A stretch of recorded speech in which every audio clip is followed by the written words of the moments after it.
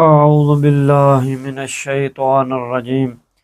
بسم اللہ الرحمن الرحیم رب اشرح لی صدری ویسر لی امری واحلل عقدۃ من لسانی یفقہوا قولی اللہم صلی علی محمد وآل محمد وعجل فرج آل محمد۔ میرے سامعین محترم، انشاءاللہ آپ خیریت سے ہوں گے۔ آج ہم جو ہے شیخ صدوق رحمۃ اللہ علیہ کا مناظرہ کی قسط نمبر 3 جو دربار سلطان رکن الدولہ کے شیخ نے یہ مکالمہ اور یہ مناظرہ وہاں کیا تھا، اس کے بارے میں ہے۔ آج جو سوال ہے وہ یہ ہے کہ کیا پوری امت کا بھٹکنا درست قرار دیا جا سکتا ہے یا نہیں؟ تو اس کے بارے میں شیخ صدوق رحمۃ اللہ علیہ نے بہت اچھے آسان انداز کے ساتھ جواب دیا۔ چلے ہیں اب ہم اس کو پڑھتے ہیں اور آپ لوگوں کی کانوں کی سماعت کرتے ہیں تاکہ آپ بھی سنیں اور لذت لیں اور اس سے ثواب حاصل کریں۔ تو جب اہل دربار میں سے کسی کو سوال کرنے کا یارانہ ہو رہا تو بادشاہ نے شیخ صدوق رحمۃ اللہ علیہ سے پوچھا، کیا تاریخی تسلسل اور عقل و دانش ہمیں اس بات کی اجازت دیتے ہیں کہ ہم امت اسلامیہ کی ایک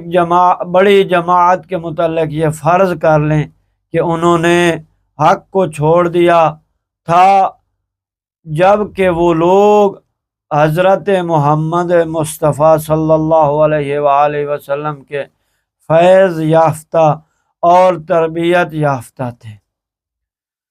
شیخ صدوق رحمۃ اللہ نے فرمایا، محترم بادشاہ، ایسا سمجھنے سے کون سا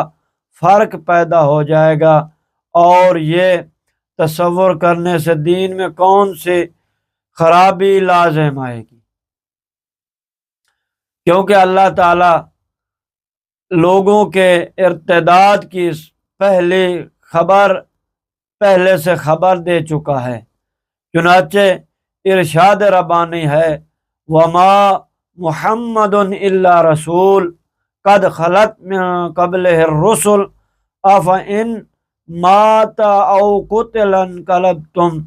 علی اعقابکم ومن ينقلب علی عاقبیہ فلن یضر اللہ شیئا وسیجزی اللہ الشاکرین، کہ اور محمد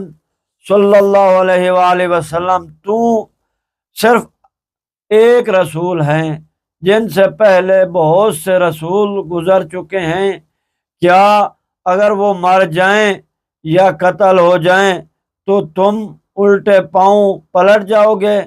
تو جو بھی ایسا کرے گا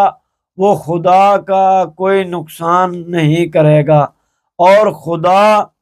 تو ان قریب شکر گزاروں کو ان کی جزا دے گا۔ اس کے علاوہ اللہ تعالیٰ نے اپنے حبیب کی تشبیہ حضرت موسیٰ سے دی ہے، جیسا کہ ارشاد خداوندی ہے، انا ارسلنا الیکم رسولا شاہدا علیکم کما ارسلنا الی فرعون رسولا، بے شک ہم نے تم لوگوں کی طرف تمہارا گواہ بنا کر ایک رسول بھیجا ہے، جس طرح فرعون کی طرف رسول بھیجا تھا۔ تو اللہ تعالیٰ نے اپنے حبیب کو تشبیہ موسیٰ قرار دیا، اور حبیب خدا نے حضرت علی کو شبیہ ہارون قرار دیتے ہوئے حدیث منزلت میں فرمایا، اما ترضا یا علی ان تکون منی بمنزلت ہارون من موسیٰ الا انہ لا نبی بعدی، اے علی، کیا تم اس بات پر راضی نہیں کہ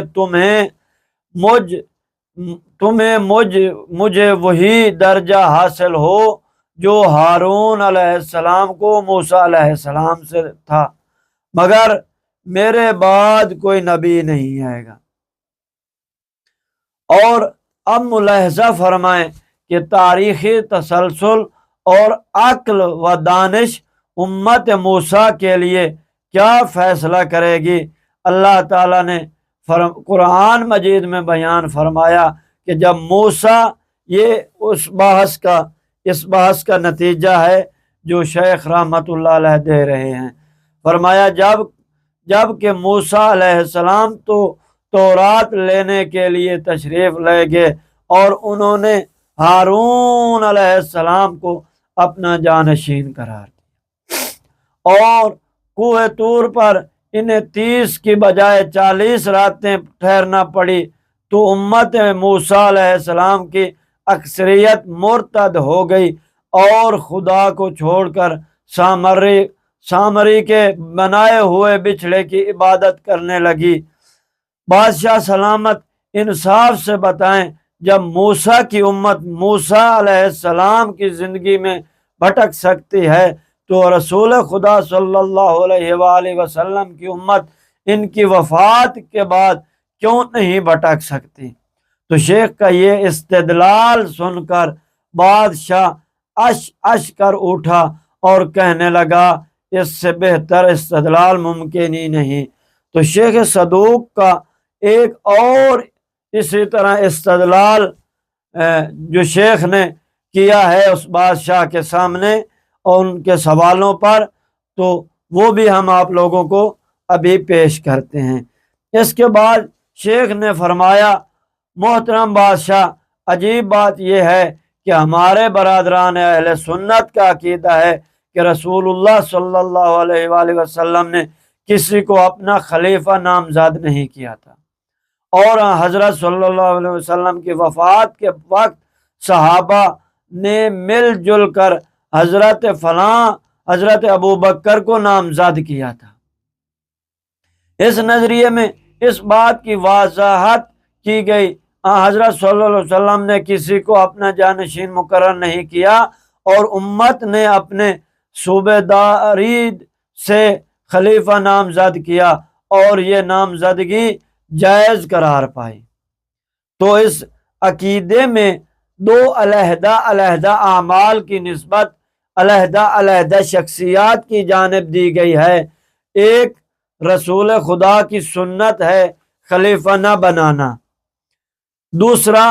امت کی سنت ہے خلیفہ بنانا۔ تو اس نظریہ کے حاملین سے ہماری یہی درخواست ہے کہ خدا را وہ ہمیں بتائیں کہ ایک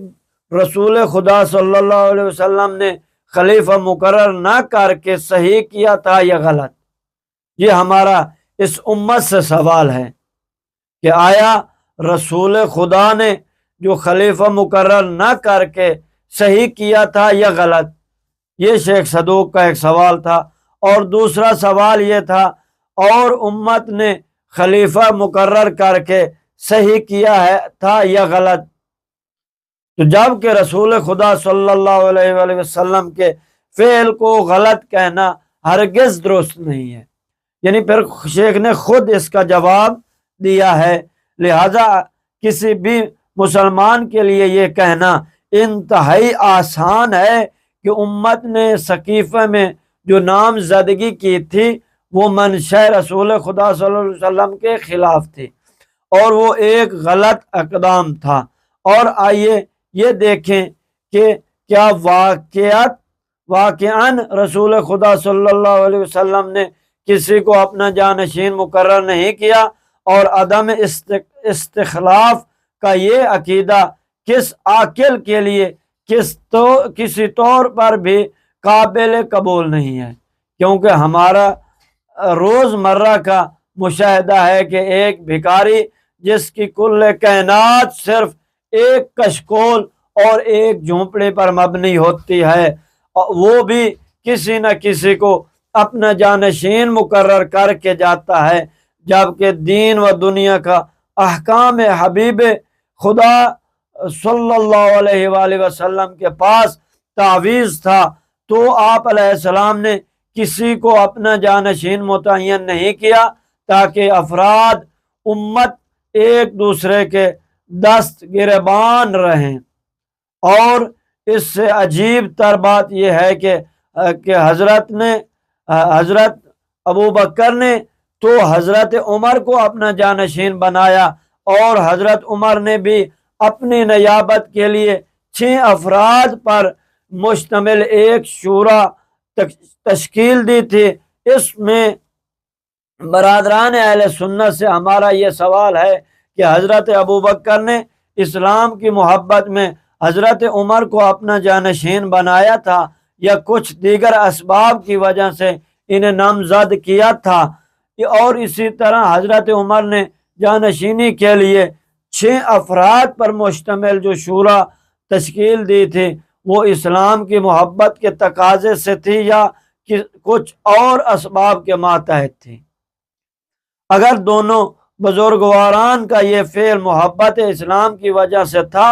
تو ہم اہل سنت برادران سے یہ پوچھنے کا حق رکھتے ہیں کہ کیا رسول خدا صلی اللہ علیہ وآلہ وسلم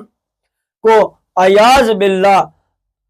اسلام سے اتنی محبت بھی نہ تھی کہ جتنی کہ شیخین کو تھی؟ تو کیا شیخین کے لیے انتخاب جائز تھا؟ کیا جناب رسول کریم صلی اللہ علیہ وآلہ وسلم کے لیے جائز نہیں تھا؟ اگر برادران اہل سنت کے پاس اس سوال کا جواب ہو تو وہ ہمیں اپنے جواب سے مطلع فرمائیں۔ بادشاہ نے شیخ صدوق کے تقریر کو بہت پسند کیا اور شیخ سے کہا کہ پھر آپ ہی بتا دیں کہ اہل سنت نے کس بنیاد پر حضرت ابو بکر کو اپنا خلیفہ تسلیم کیا؟ تو اس کو ہم انشاءاللہ کل بیان کریں گے۔ والسلام ورحمۃ اللہ وبرکاتہ۔ اللہم صلی علی محمد وآل محمد وعجل